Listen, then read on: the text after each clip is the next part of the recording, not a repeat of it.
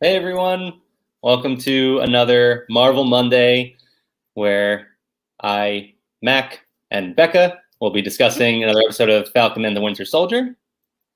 Of course, before we do that, we are going to have some Marvel must-haves to take a look at. So Yes. Let's see what we have this week. All right, this week we have a little bit of everything. You can see there we've got some stuff for Bucky and for Sam. We saw the Zemo socks last week.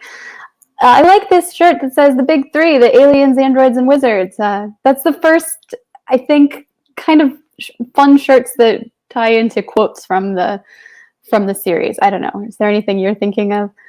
No, I thought it was interesting that they, it took a couple weeks for that one. This was a couple episodes ago now, but one of my favorite quotes of the season. So I'm glad they turned it into some merch.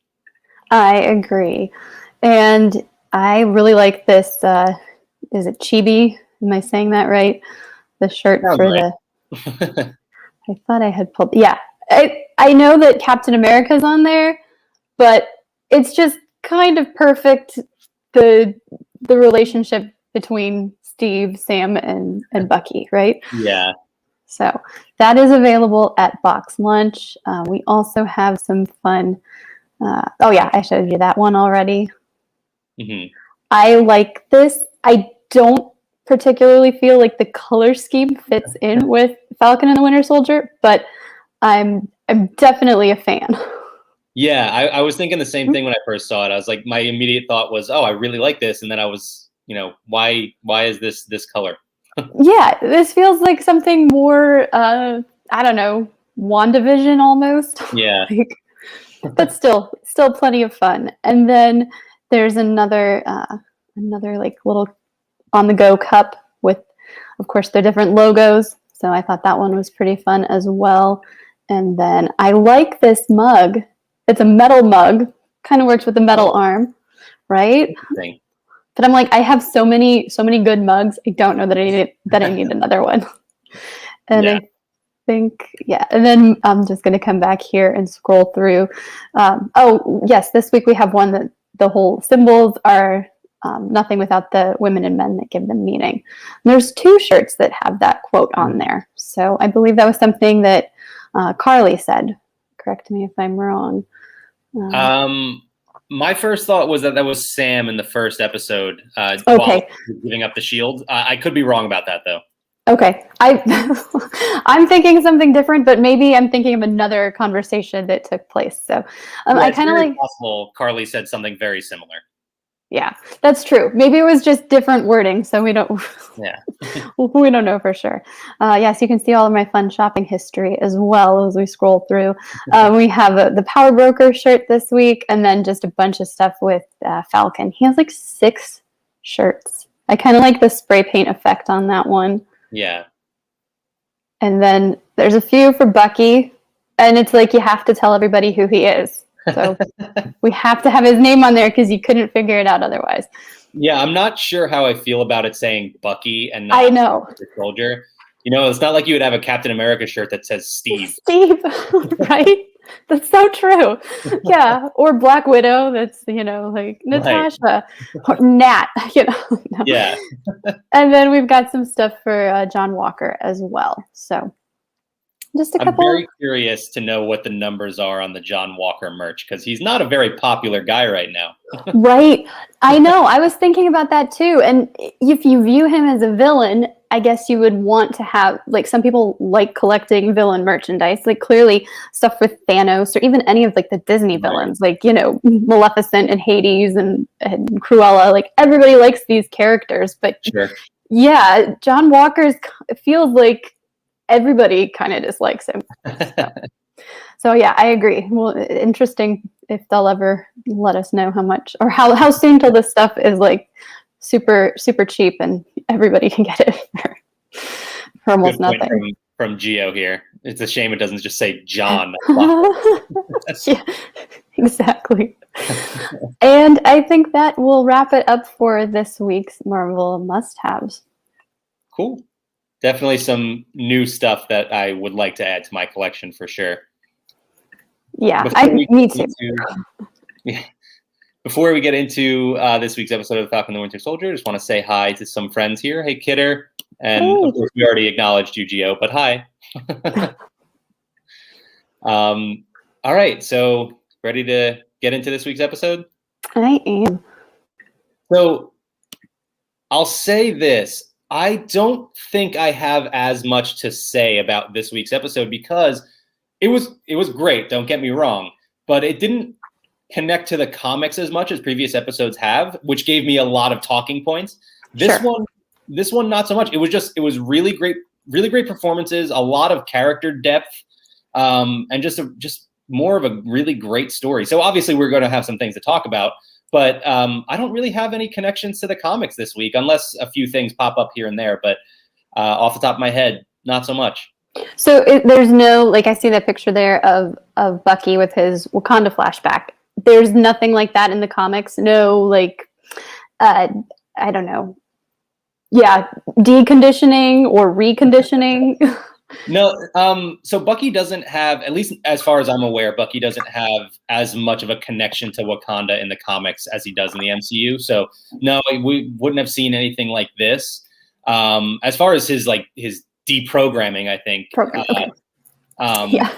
I'm sure there was something in there, but I would think it was more along the lines of Nick Fury being involved as opposed to Wakanda. So a little bit different. Yes.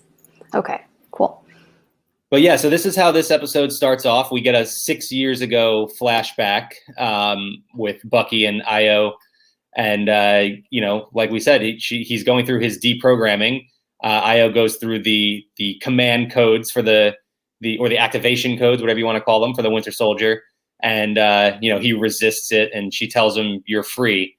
So yeah, it was a pretty powerful scene, but to me, it wasn't anything like, I think you could have started this episode without this and I wouldn't have missed it. Sure. But, still, it was cool to see. Also interesting that, like, this was 6 years ago. I've been trying to piece this together. So 5 years of the blip, so this was like right before Infinity War happened, really, I guess, because, there was not much time afterwards if this was 6 years ago. That's true. Yeah. Yeah.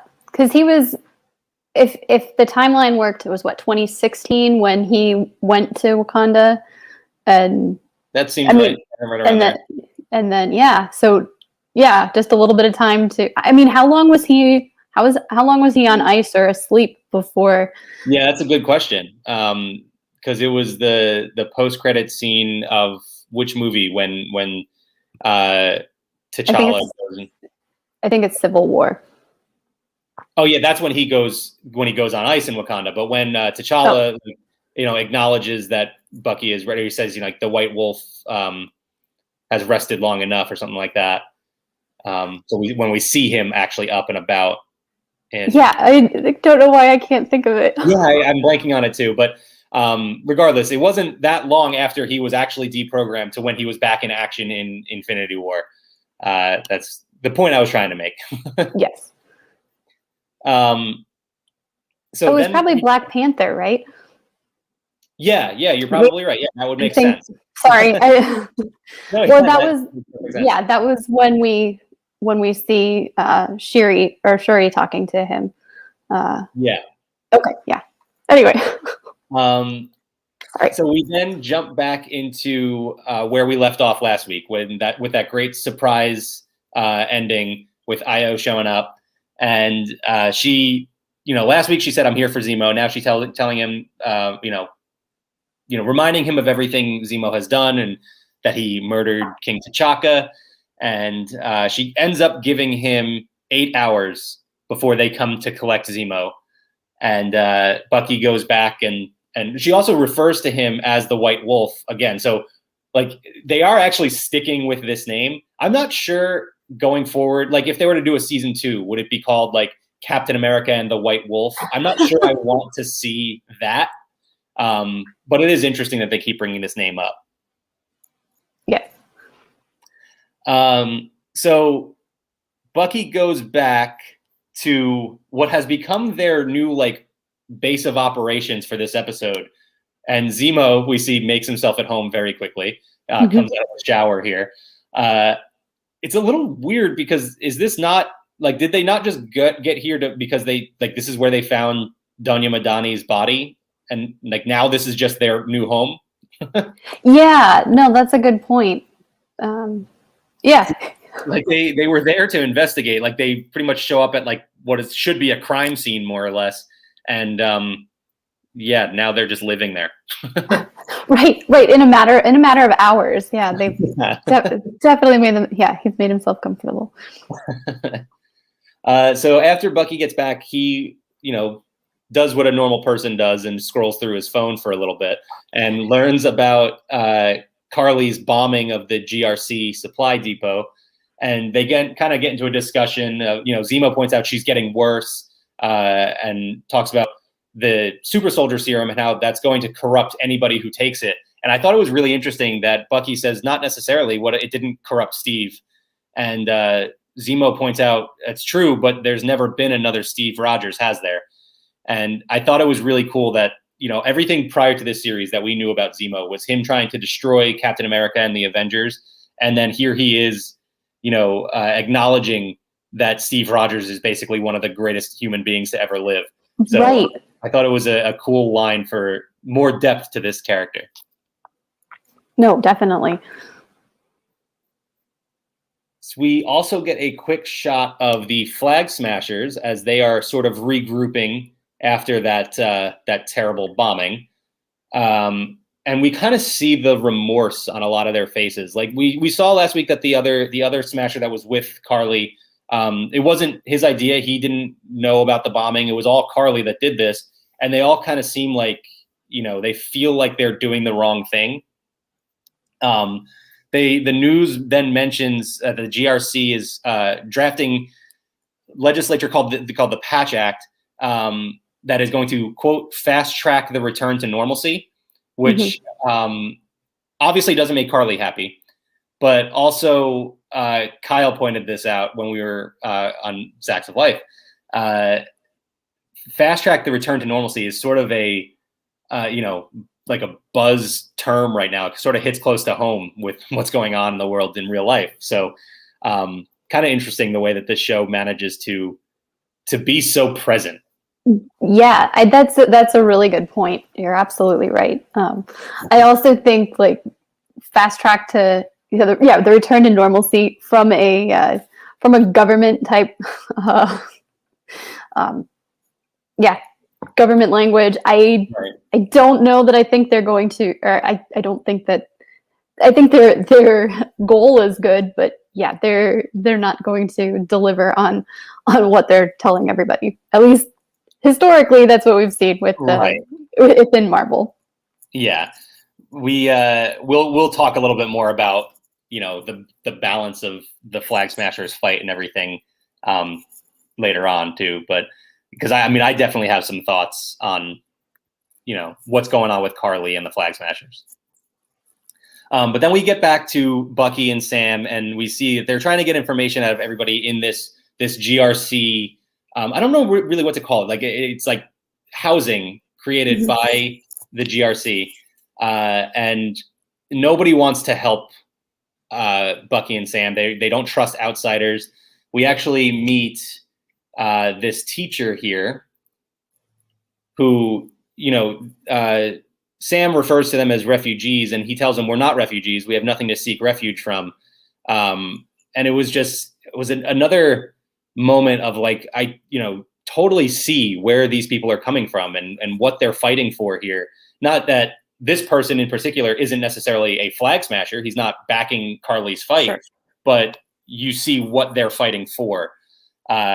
So it was, this was a very complex episode. We talked in the past about how this has sort of been like shades of gray as opposed to black and white. And last week we ended on a note that was kind of, okay, Carly's wrong. We see that now she's basically a villain. But this episode brought me back. It was more of like, I can see both sides. I see what's going on here. And again, we'll get into it a little bit more later too.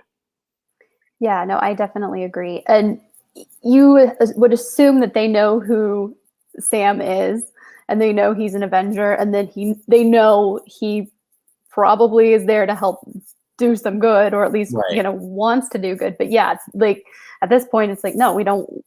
You kind of build your own community, and Mhm. you don't need anybody from the outside. Right. Yeah, very interesting.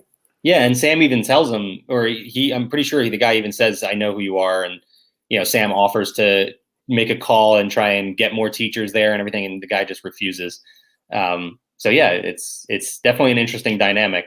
The one person who can get some information is Zemo, and this episode put him over the top for me. He was so great in this episode. He's so calculating. He knows exactly what move to make at every turn, and just I mean, one of the best villains in the MCU at this point, right? Because he just knows exactly what to do at every moment. Yeah, I thought his as good as his methods are, I'm like, no, you don't give kids candy, and kids, no, you don't take candy from strangers. I thought that was funny. As soon as he drops the candy, I'm like, no, you can't do this. And he's Well, wrong. Turkish delight is not whatever amazing word he said. I've tried it. It's not. irresistible. Yeah, it's totally resistible. Sorry, anybody who's a fan of Turkish delight. Geo is with you here. Totally not creepy at all. Yeah, Kyle brought that up also, and I totally, yeah, obviously that's the reaction there. But also, you think about it, this girl is, I don't know, 10 years old. That's what I would think. Say. So she grew up in a world where half the population existed. Things would have been very, very different. Maybe, we don't know how people pulled together after that. We haven't seen much of the mid blip world. Maybe things were safer, things are different for a 10-year-old growing up at this time. So I'll defend her decisions just a little bit there. But again, kids don't take candy from strangers. We are not living in a post-blip world. Right. Also, we pointed out that if we're gonna name somebody from each episode as a Skrull, it's her. It's the little girl. She's this week's Skrull. Yes, I heard that Zacks of Life now has a new segment with Skrulls. Yes. Yeah, so check that out. We have named this week's Skrull in this week's episode. So, and every week going forward too. So like I said, Zemo gets the information he needs. He finds out when Madani's funeral is happening, and he tells her not to trust Sam and Bucky. He says they're evil, or they shouldn't be trusted. So in doing so, kind of make sure that he keeps his leverage, that she's not going to go and tell them the information, and so that they can cut Zemo out and give him up to the Wakandans. So again, smart move by just a villain that is streets ahead. Streets ahead, yes. Yeah, definitely, yes. I wondered if it was cause for more concern even when he's with Sam and Bucky, and this is all for later on, but I wondered by him telling them, no, don't trust them, if anytime they would be around, they'd be resistant to sharing helpful information, at least what we deem to be helpful information. Right. But yeah, no, and we can see how that plays out going forward. I mean, I thought, and just jumping ahead a little bit, but I thought she was going to end up leading them into a trap of some sort. But it appears, Zemo gained her trust, so kind of worked out. Turkish delight for the right kid. I want to talk a little bit about a line that I really liked, because after they regroup and Zemo tells them he knows where the funeral is going to be, and then he tells them he's not going to give them the information. He wants to keep his leverage, and Bucky gets all fired up and gets in Zemo's face here. And Sam points out, don't let him rile you up. He's just gonna extort you and do that stupid head tilt that he does. And Zemo kind of, he's looking at him like this, and he just goes and straightens himself out a little bit. I really like that line. I actually thought it came back a little bit later on. I actually have like probably too deep of a theory about head tilts in movies and TV. So no, go for it. I'll explain when we get to this to the second part where it comes back. But this line was really funny. This moment. So I wanted to bring that up too. I like that. Sam then decides he needs to get some more help from Sharon Carter, and he gives her a call, and she explains that she may or may not have access to a satellite or two. I'm very curious to get your thoughts on that. Yeah, I mean, she's been so mysterious this whole series as two episodes, but yeah, I wonder if and we had talked before if she was maybe working with Nick Fury or, could possibly be involved with something bigger than what we realize. So I'm thinking she's probably okay. She's still probably one of the good guys, but I mean, I don't know. Yeah, I mean, so having access to a satellite to me obviously says more than stolen art dealer, but also doesn't say power broker to me. Like I wouldn't think this person running an arms dealer or running a crime ring in Madripoor is going to have access to a satellite. I mean, who knows what the power broker is actually into, but that is not where I would think. So this to me says more connections to Nick Fury and or Sword or some sort of agency like that. And yeah, here you go. Maybe she's this week's Skrull, or was she last week's Skrull? I'm not sure, but so yeah, there you go. That again, I don't see her end up being the power broker, but it's still on the table. I think it's not out of the question. Right, like it wouldn't be completely shocking if it revealed that she is, but we're kind of hoping she's not, right? Yeah, I would agree with that for sure. So we then see Carly and a new Flag Smasher, at least from what I've kept track of. I'm not sure if we've met this guy before, but we see them. They go to their secret little compartment in a graveyard somewhere to pick up the rest of the super soldier serum, the remaining vials that they have not taken. And she explains that she wants to use it to make more soldiers, to join their ranks,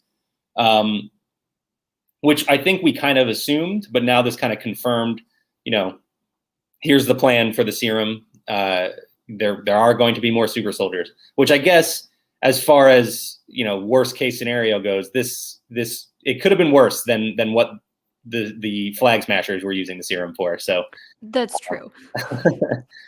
But also interesting that we get to know this guy a little bit here. And I have done a terrible job of trying to learn the names of the various Flag Smashers, but you know what? At the same time, maybe I didn't really need to learn this guy's name. I wonder why. Yeah. But it was interesting here that he tells us that he grew up loving Captain America. He made him believe in a better world and that people can be better.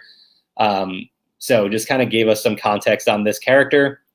Didn't work out in his favor in the end, but we'll get there. Yeah. Back to Sam and Bucky. Of course, John Walker manages to catch up with them, and he's not happy. He's not happy about the fact that they broke Zemo out, which Bucky points out. Technically, he broke himself out. And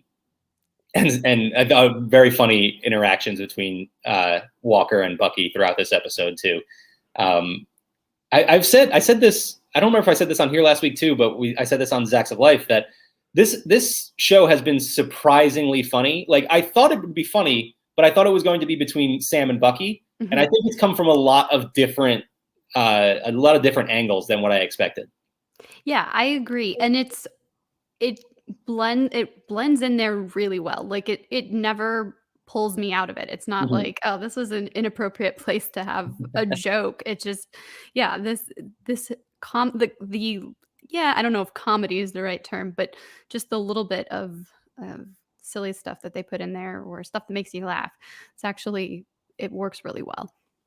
Yeah, Marvel's done such a great job with that, and I'm realizing more and more that it's because of the way that they build their characters. Like every single one of them has that, at least like a little bit of, that some sort of sense of humor to them that allows them to work these jokes in effortlessly. And I mean, it helps too that you have just such incredibly funny people up and down the cast all throughout. So yeah, it flows very naturally. Yeah, and I'm impressed with all of the performances. Like, I mean, and we'll talk, I'm sure, about everything later. But even this John Walker character, Wyatt Russell portrayal of him is just, Mhm. it's so good. Like, you kind of understand where he's coming from. You also totally dislike him, but you're like, I don't know. It just, that can't be easy to take on a role like that. No, and especially knowing that your character is not going to be portrayed well Right. to the audience. Like, it's impressive.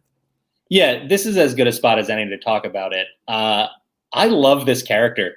I'm going to say that. I think I know a lot of people, really hate him. I mean, it's gone way too far as backlash to the actor himself, which, I mean, come on, that's crazy. But like you said, Wyatt Russell has been doing a fantastic job. And this character, yeah, you're supposed to hate him, but he's also, again, like I've said about every character so far, he's so complex. There's so much to him. He wants to do the right thing, by any means necessary.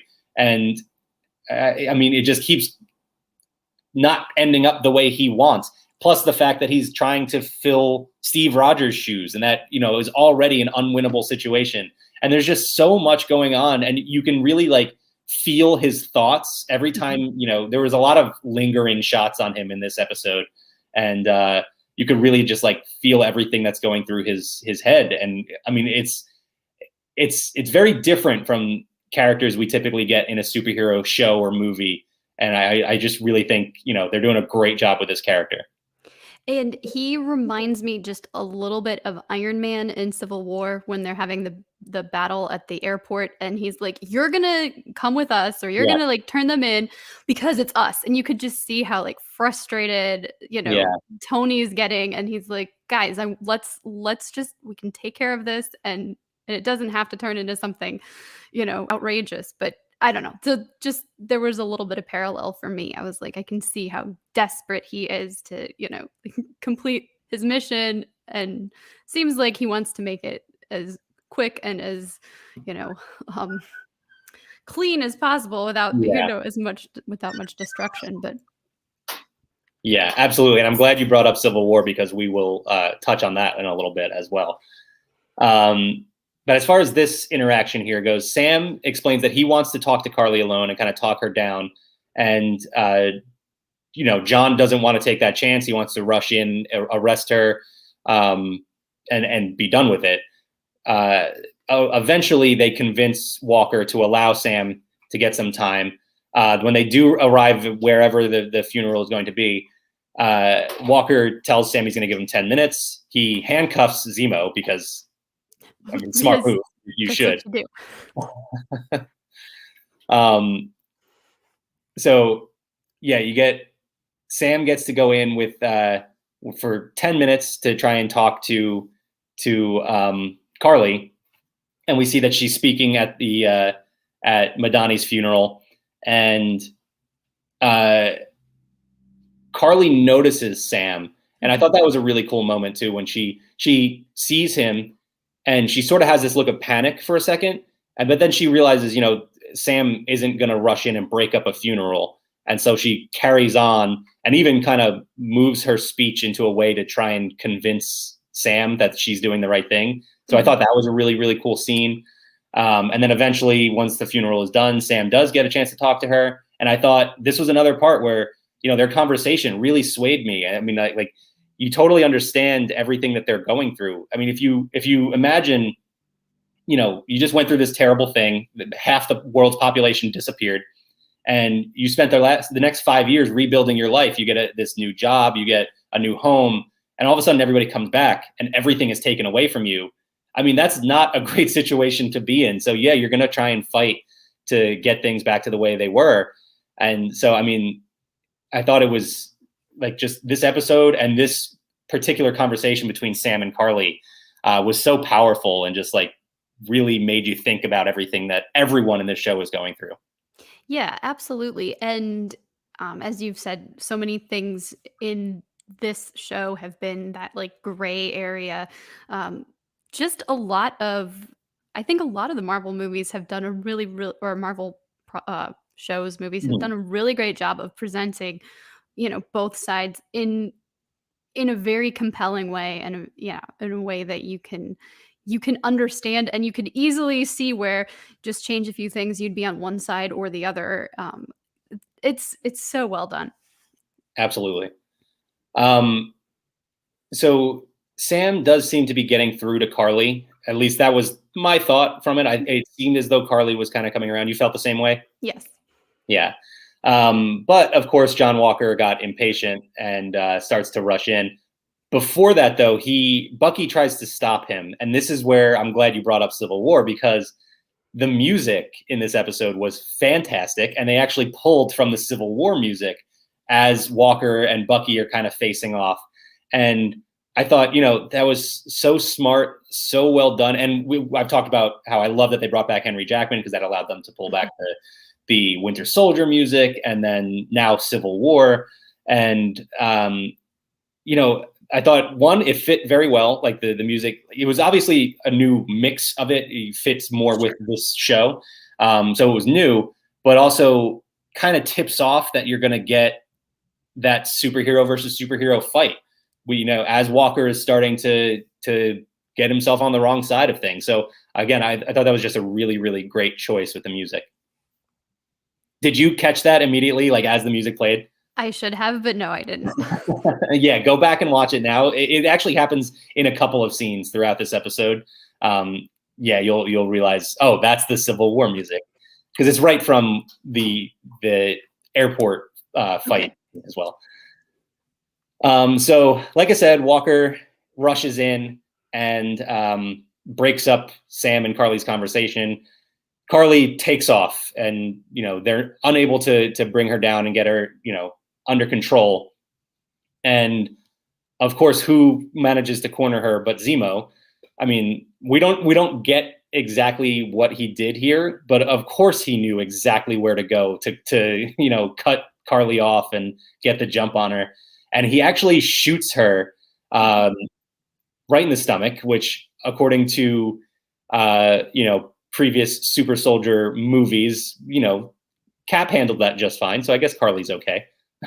Right.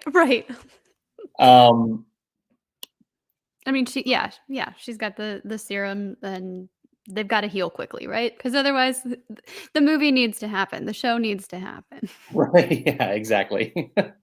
And sorry, I forgot to move ahead here. This was Walker getting in Bucky's face here. And this is where this moment you hear the Civil War music. But as Carly is getting away from Zemo, she knocks over the remaining vials of the serum, and he picks one up, examines it. For a second there, did you think he was going to take it? No, but I don't know what I thought he was going to do. Yeah, because I mean, I don't know.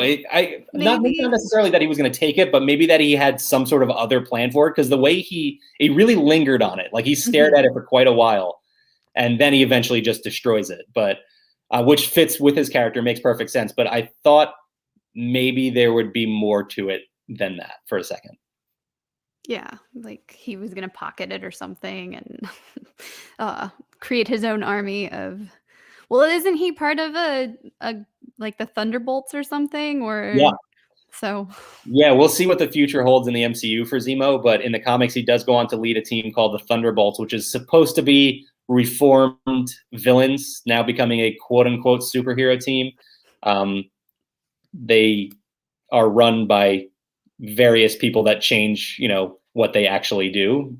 Norman Osborn, Thunderbolt Ross. So lots of different ways they could go with that. But I would, one, not be shocked, and two, be very, very happy to see Zemo come face to face with Thunderbolt Ross at the end of this show. That would be awesome. So like I said, Zemo does destroy the serum, and as he's doing that, Carly takes the opportunity to escape. And as Zemo's finishing up on the serum, he gets blasted by Cap's shield.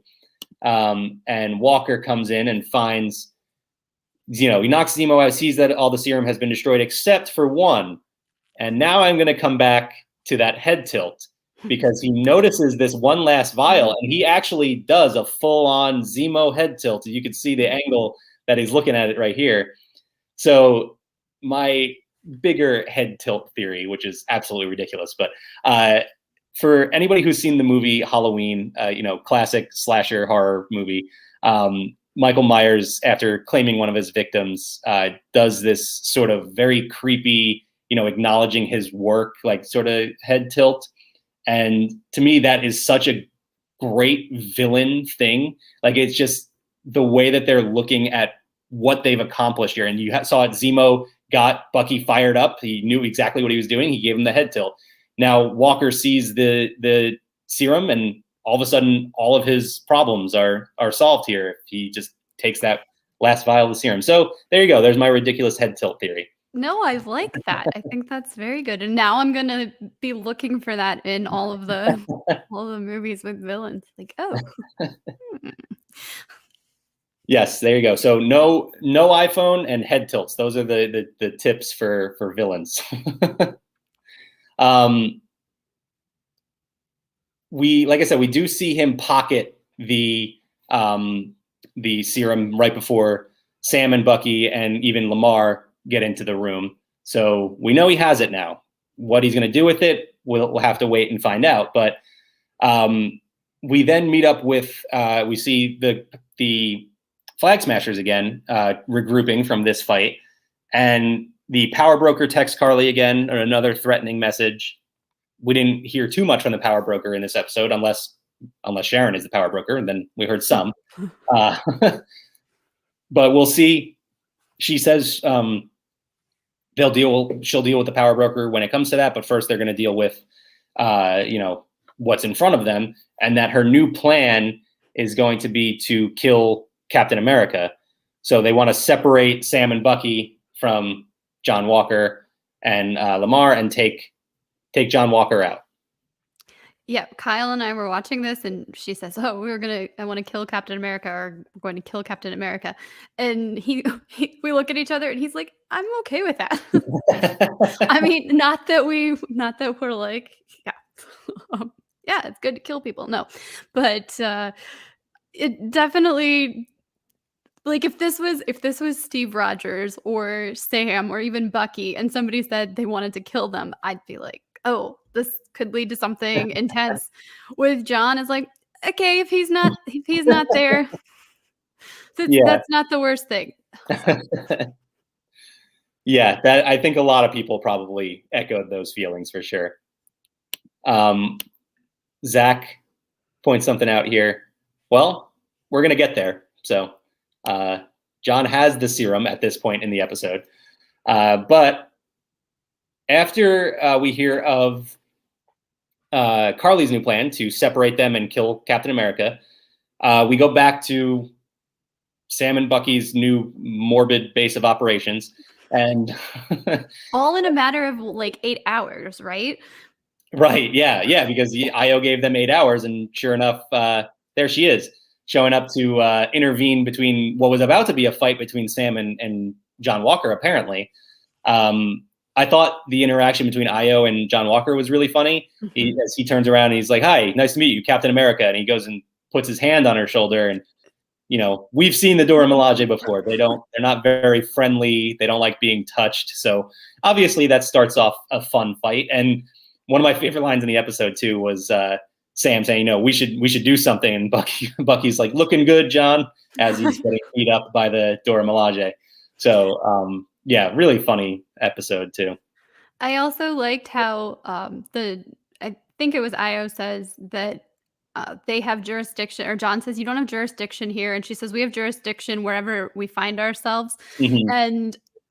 And there's certain characters who, if they said something like that, I myself as a viewer would be like, "Oh no, this is not okay." But knowing what we know about the Dora Milaje, I was like, okay, no, that makes sense. If they have jurisdiction wherever they are, it's going to be for good.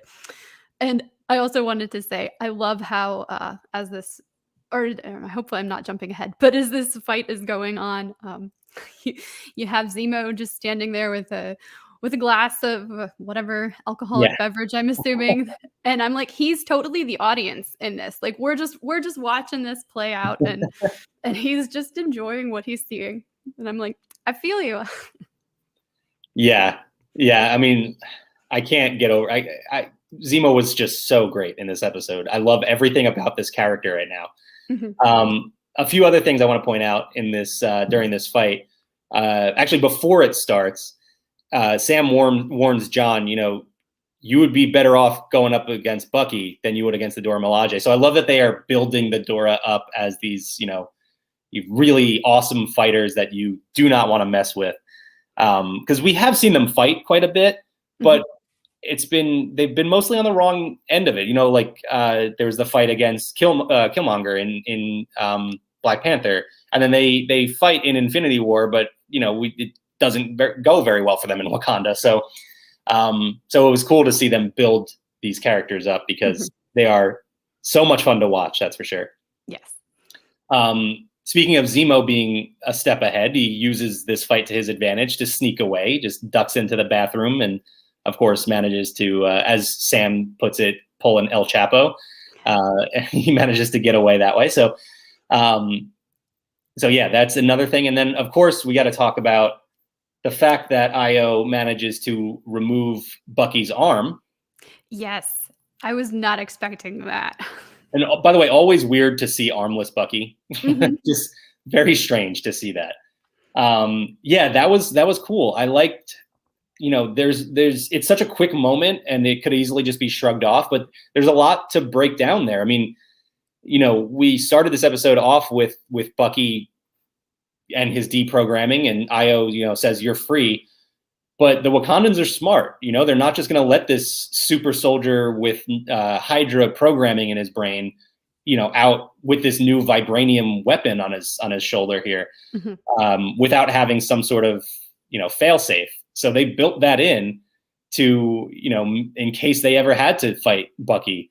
And I thought that was a really, really smart move. And then at the same time, Bucky feels sort of betrayed, right? Like he was helped by these people. And now, he realizes, well, they never really believed that I was completely free. So, I mean, there's it's such a, gray area there where you could see both sides of it. And I mean, this show has just been throwing those sort of things at us left and right. And it's been so good and so fun to think about. Absolutely.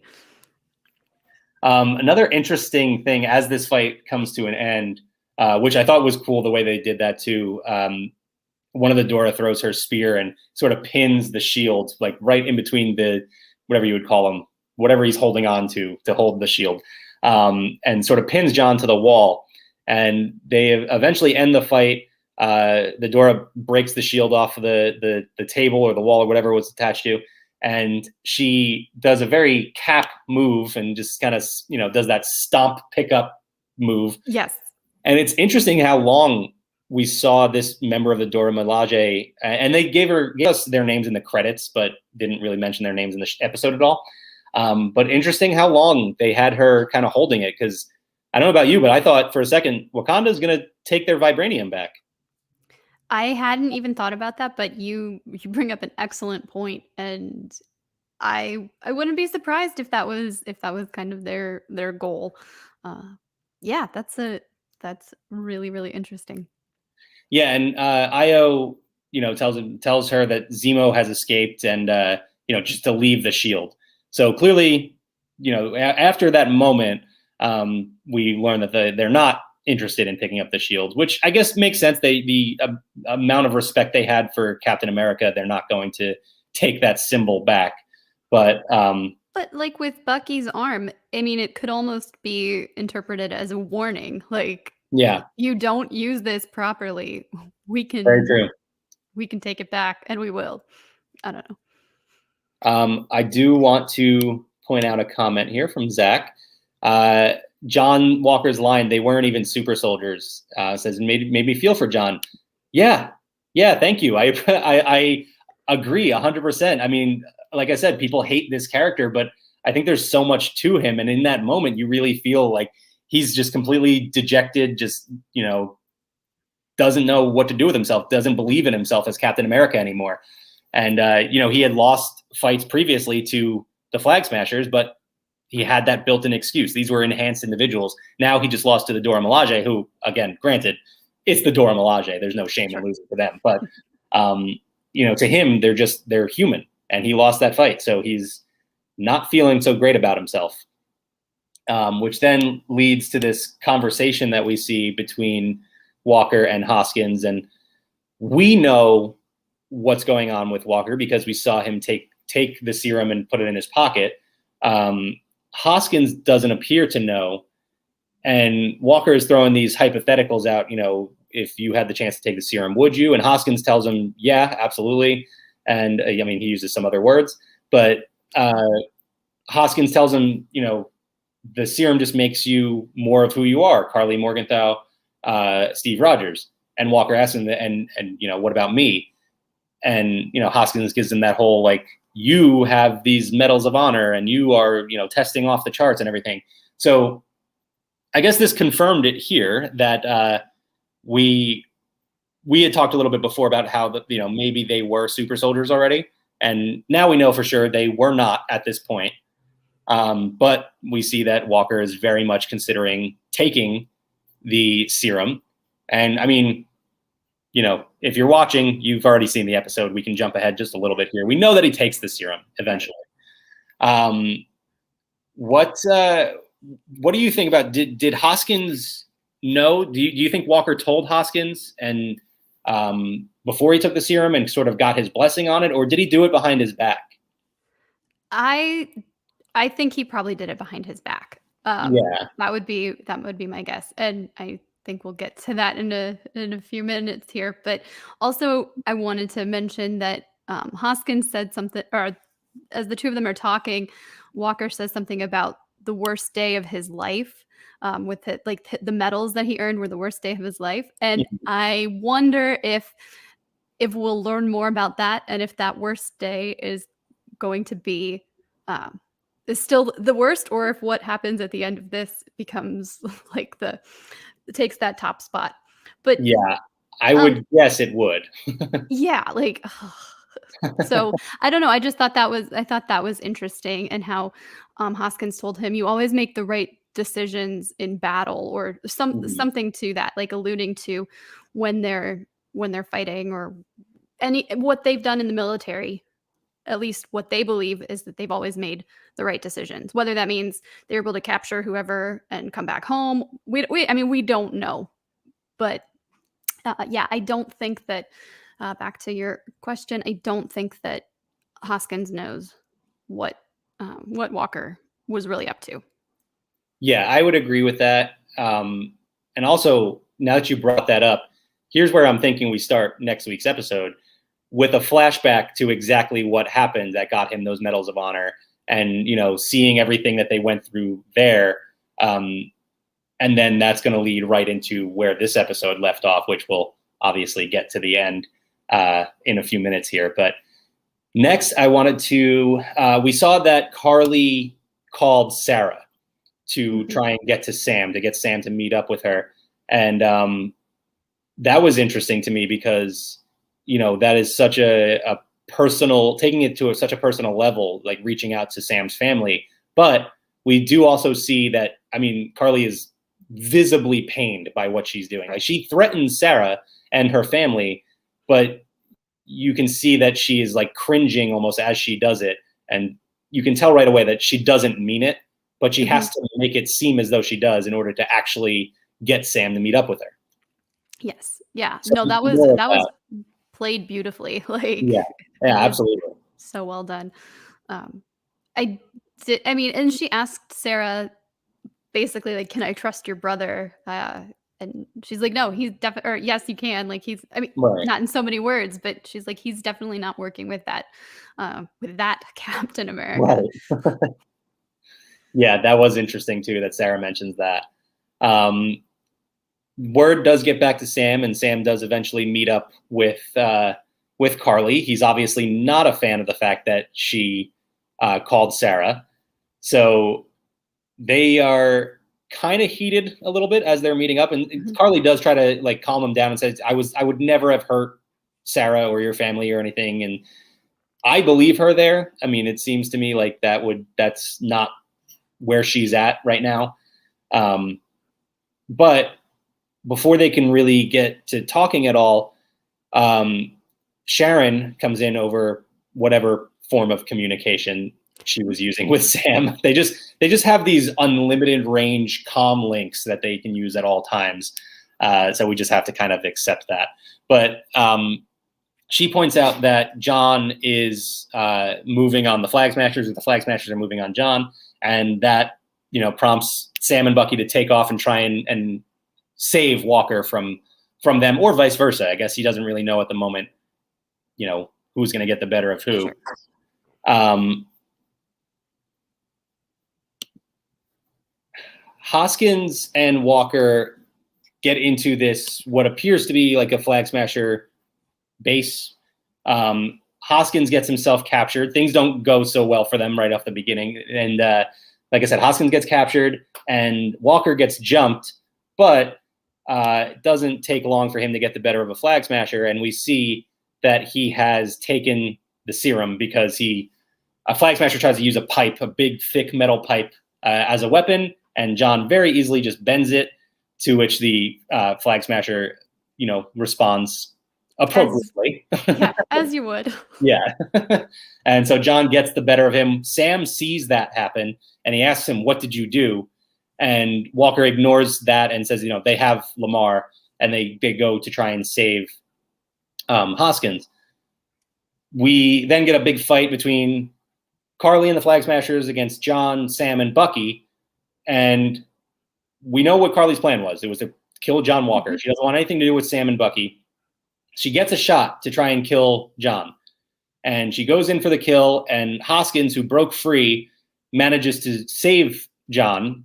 But then Carly turns her attention to him, lands one big punch. And I don't know if you felt the same, but the sound that it made when Hoskins hit the stone pillar or whatever it was so different. Like we get these crazy superhero fights all the time, and we've seen so much worse than what that was. But there was some sort of sound mixed in there that, for me at least, that was just like, oh, something serious just happened, and instantly it clicked. Like, that's not good. Right. And he had to, before he was captured, he had one really, really hard hit, or however he landed. So yes, I wondered, because I like Lamar. I like this guy.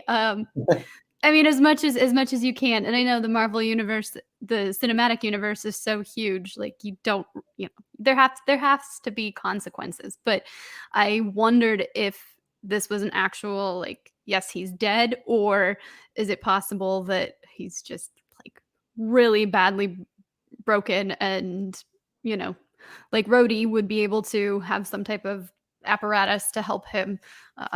But obviously, then you don't have the stakes for this episode. Right. But yeah, I would think it feels different with Rhodey because he's a fairly major character. I think Battlestar is somebody that they can write off. I think it will help the stakes, like you said, of what we just saw. It's hard to keep an audience when you keep bringing characters back from the dead. And not that this would be bringing him back from the dead because he didn't actually die, but I think he did here. I think that is the case. I think that's going to be the thing that you need to motivate John Walker moving forward. And it does motivate him right in the moment as the Flag Smashers kind of scramble off and I had a friend ask me too, their plan was to kill John Walker. So this happens, and now all of a sudden they're all going to just run away. And I was like, yeah, well, their plan was to kill John Walker when they thought he was just a human. Now they know he's a super soldier, and now you just killed his best friend. So now he's a very angry super soldier. So yes, get out of his way right now. That's a really good point. I like that. No, that makes perfect sense.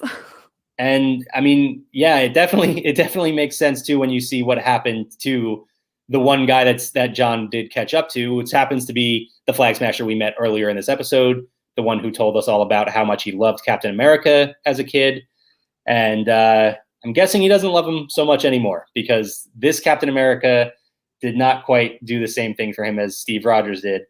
And what we get was John Walker killing what is more or less an innocent man in public with hundreds of of people watching and recording on their phones. Carly is actually in the crowd watching this happen. She puts her hood up so that she's completely incognito, completely unrecognizable with her hood up like that. So the other thing about this is this amazing final shot of this episode. It's so, perfect. It just completely captures everything that this show has been about. Mm-hmm. Yeah, and it looks, I don't know, it looks like it could be from a comic panel too. Is there ever anything like that in? That's a good question. I will have to go back and check out some more US Agent comics. I'm sure, there's plenty of examples of him doing violent stuff as Captain America.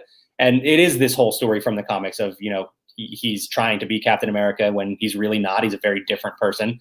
I don't recall an image quite like this, but I'm sure there's something with the same, similar vibe at least. Yeah, this was really intense, and I don't want to defend John Walker. I don't like the guy. I like how they've written this character. I like how Wyatt Russell is portraying him. But Steve did something similar in Civil War with Iron Man, but of course they were much more matched. But yeah, with that whole like lift the shield, raise the shield. I don't know. And Steve's motivations were to protect his friend, and you've got John who just lost his friend and has just given himself all this extra power that he probably doesn't know the best way to control or hone it. But yeah, so I felt a little bad for him with how everything played out, but yeah, can't say I agree with any of his actions by any means, but it was a very interesting way to end the episode, and very like, I don't know, you can feel it, if that makes sense. Absolutely. Like it's like, okay, wow, this was, I don't know what to think. It was definitely not a happy ending, not an ending where you're crying either, but one where you're just like, I feel this. And yeah, you felt that something important just happened, and it's almost like when you see something big happen on the news, like it felt like that. It's crazy to say that because, we're just following this narrative. This is just a TV show, but we get so invested in it, and something like this happens, and it's like, wow, that actually I'm with you. I don't know. Like, you're not sad that you don't know this character that he just killed. You're not attached to John, obviously. You're not rooting for him. So it's just an emotion that like really doesn't have any description, and you just like feel like something happened. Yeah. Interesting question from Zach. What are we going to see in the future for John? Are they going to allow him to keep operating as Captain America? I would assume we're going to get an answer fairly quickly. My guess is that he's going to continue to operate as Captain America on his own. I'm thinking he's going to kind of go rogue at this point, because now he needs to correct what just happened. He needs to get his revenge on Carly, and the government's probably not going to back him after this gets out. So that's my thought.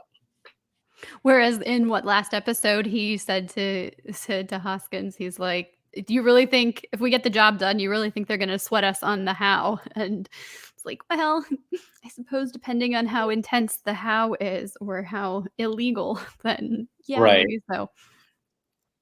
Yeah. And yeah. That really got out of hand fast. Yeah. And the credits felt very different after this moment. They didn't use the typical music. It was almost silent for a good 10 seconds. And then it kind of hit this dramatic, dark music, and just really, stretched out that feeling of the end of this episode. So really, really well done. Like I said, not nearly as many connections to the comics. There wasn't, so much, there was obviously like you said here, this image, kind of calls to what John Walker as a character is in the comics, but not a specific panel. But just a great episode. I mean, I've said it, like I said, so much depth to these characters. The story is fantastic. And I can't wait. I can't wait to see what happens this week. We've heard rumors that there is a big character reveal in this. So I don't know if you saw this too, but we've talked about, some speculation as to who we might be seeing in this show. And I've heard this is a character who has not appeared in the MCU before. It's a comic book character. Okay. So now maybe it's just the power broker. Maybe they're messing with us a little bit, but It's Mephisto. yeah, exactly. So we'll see who that is this week. And then we have one more episode after that. So only 2 episodes left and a lot of questions. I know. This is going by so fast. Yeah. There you go, Gio. Gio's right. We're on the same page. Yeah, 6 episodes 4 episodes have flown by, and I'm sure the next 2 are going to as well. And then we're going to have a long break. So that's going to be interesting because I'm going to be chomping at the bit waiting for Loki to come out. Yeah, these WandaVision and Falcon and the Winter Soldier were the 2 I was most excited for. Then after seeing this most recent trailer for Loki, I'm like, I think I'm going to enjoy this more than I initially thought I would.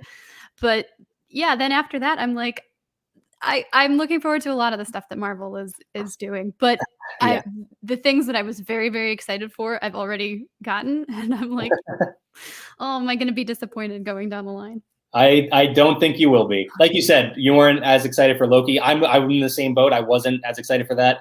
And then that trailer got me really into it. I'm sure the same thing's going to happen. I'm already excited for What If because that's just so different. Yes. But I'm sure the same thing's going to happen when the trailer for Hawkeye comes out, and then when the trailer for Miss Marvel comes out, and then there's just so much down the line too that I can't wait for. It's going to be a lot of fun.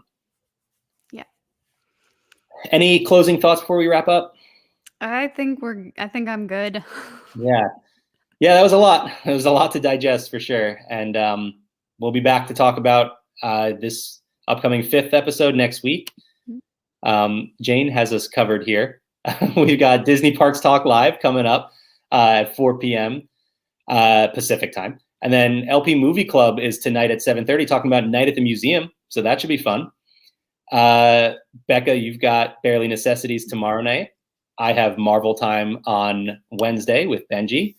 And then new Zacks of Life podcast out right now. You can check out the latest episode talking about this same episode of Falcon and the Winter Soldier, but also drafting Marvel experiences we would like to see in Disney parks in the future. Tony Betty joined us for that one, so you can check that out. That was a lot of fun. That sounds like a lot of fun. There's so many options. You could go in many different directions. And honestly, I don't even know if I want to vote for myself after that, after the when the poll goes up, because we came up with so many great ideas. I just want all of them to be real. But can't you do that in like what is it, Minecraft or something? You could almost just build your own. Somebody can, not me. Yeah, not me either, says the girl who's like, oh, I know this is a thing that people do, but I've never actually played. But aside from that, we will be back next week. So enjoy the next episode of the Falcon Winter Soldier, and we'll see you on Monday. All right. Bye, everyone. Bye.